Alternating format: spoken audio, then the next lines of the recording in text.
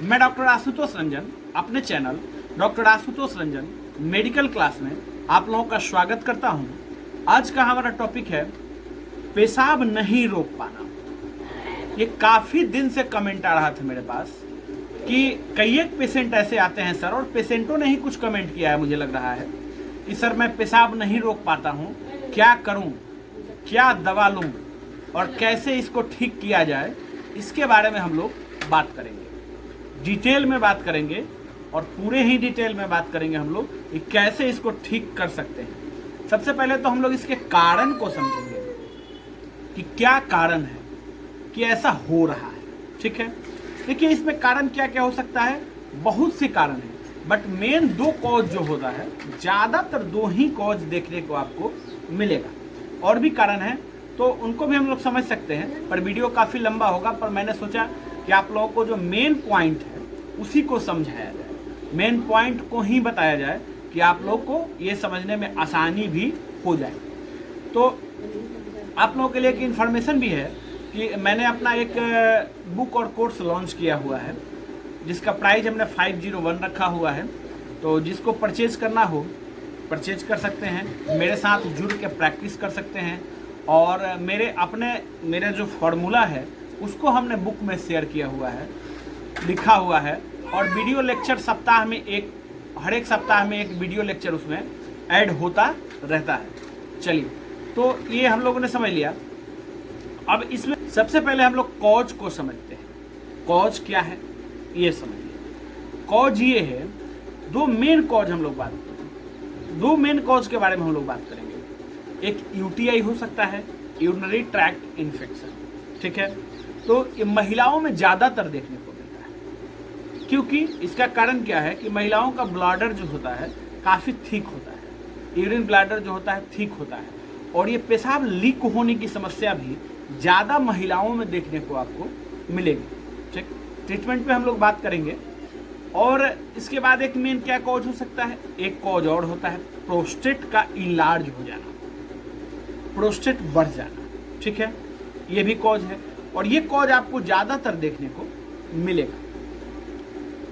और कभी कभी सिस्ट भी हो जाता है, सिस्ट भी हो जाता है, तो उसमें भी ये समस्या होती है, तो ये भी आपको देखने को मिल सकता है। और कभी 1-2%, हमेशा तो नहीं हम कह सकते हैं, प्रोस्टेट कैंसर भी पेशेंट को होता है। ठीक है, तो ये 1-2% चांस है, इसमें ज़्यादा हम नहीं कह सकते, बट हो सकता है, ये पॉसिबिलिटी है, तो ये आपको बताना जरूरी है। अब उसके बाद क्या होता है, जब एज व्यक्ति का बढ़ जाता है, ठीक है, तो धीरे धीरे ब्लैडर जो है ठीक होने लगते हैं, मसल्स जो है ठीक होने लगते हैं, तो पेशाब क्या होता है, लीक होने लगता है। तो ज़्यादातर आप देखिएगा कि जो उम्रदराज व्यक्ति हैं, जो ओल्ड एज में चले गए, जैसे कि 50+ हो गए हैं, उनको ये समस्या आपको देखने को ज़्यादा मिलेगी। तो हम लोग क्या करेंगे, ट्रीटमेंट कैसे करेंगे। सबसे पहले उनका जो है आपको क्या करना है कि अल्ट्रासाउंड टेस्ट करवाना है। ठीक है, तो जब आप अल्ट्रासाउंड टेस्ट करवाएंगे, तो अल्ट्रासाउंड कैसे करवाएंगे, ऐसा अल्ट्रासाउंड आप करवाएं, यूएसजी होल एब्डोमेन तो कराना ही कराना है। ठीक है, और उसके बाद एक केयूबी एक्सरे करवाना है, किडनी यूरेटर ब्लैडर। तो उसमें क्या होगा कि केयूबी में आपको साइज का पता चल जाएगा, क्या साइज है यूरेटर का, ब्लैडर का क्या साइज है, ये आपको पता चल जाएगा। साइज इनलार्ज हो गया है, बढ़ गया है या कम हो गया है। ठीक है, तो उसका ट्रीटमेंट आप कर सकते हैं। ठीक है, और जब अल्ट्रासाउंड कराएंगे आप, तो आप प्रोस्टेट के बारे में समझ लेंगे।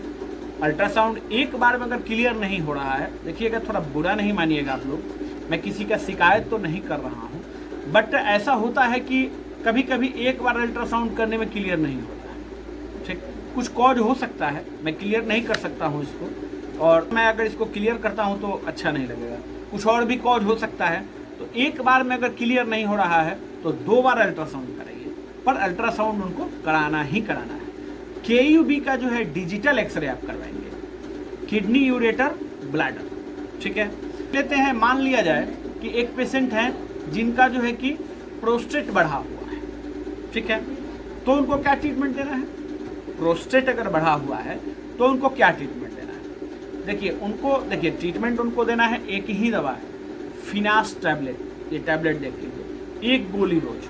ठीक है, तो तो ये प्रोस्टेट इनलार्ज जो उनका है उसको कंट्रोल करेगा और यूरिन को उनके कंट्रोल करेगा। यूरिन जो उनको बार बार हो रहा है, बार बार जो पेशाब हो रहा है, उनको कंट्रोल करेगा। 1 गुना 1 मतलब ओडी डोज में इस दवा को आपको देना है। ठीक, अगर इससे भी नहीं हो रहा है, इससे भी नहीं हो रहा है तो फिर आपको क्या देना है ये भी समझेंगे, और किस केस में देना है।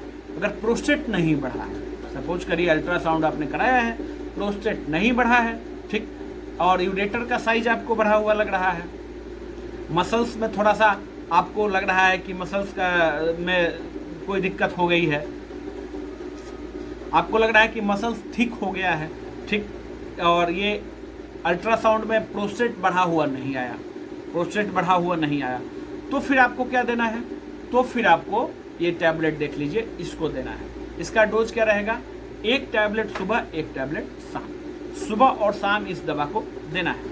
क्विक रिजल्ट तो आप जो है कि नहीं मान सकते हैं।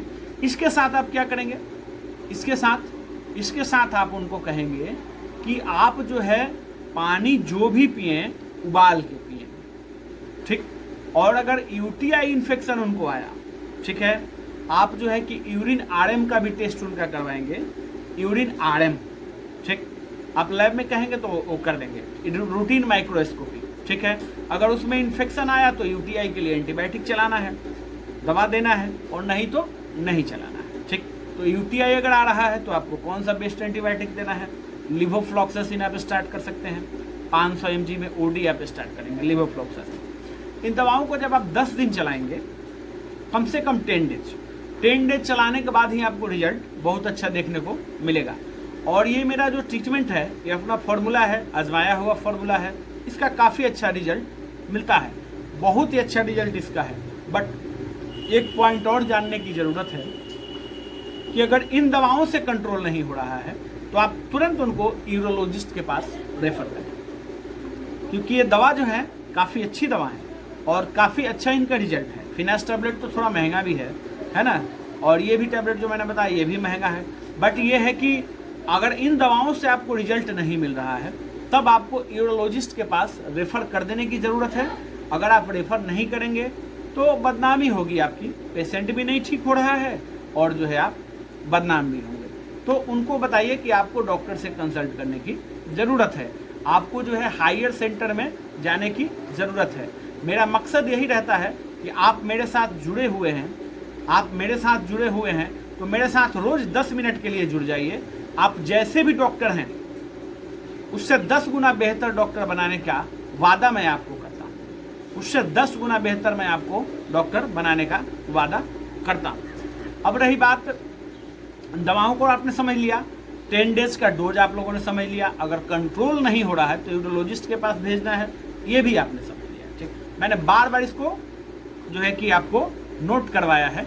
ये दवा तो बहुत अच्छी है, बट हो सकता है कहीं मे बी 1% पेशेंट को अगर रिलीफ नहीं मिला तब आपको रेफ़र ज़रूर ही कर देना है। चलिए फ्रेंड्स, वीडियो अच्छा लगा हो मेरे वीडियो को लाइक करिएगा, शेयर करिएगा। और ये काफ़ी दिन से कमेंट आ रहा था तो उनको तो ये वीडियो से काफ़ी अच्छा नॉलेज मिला होगा, और आप प्रैक्टिशनर्स हैं उनको भी काफ़ी अच्छा नॉलेज मिला होगा, जो जनरल पब्लिक देख रही है उनको भी काफ़ी अच्छा नॉलेज मेरे वीडियो से मिलता है। और काफ़ी अच्छे कमेंट लोग मुझे करके बताते हैं, मैं देखता हूं तो मुझे भी बहुत खुशी मिलती है कि मेरे समझाए हुए बात को लोगों ने समझा, मैंने जो सिखाने का प्रयास किया उसे आप लोगों ने सीखा।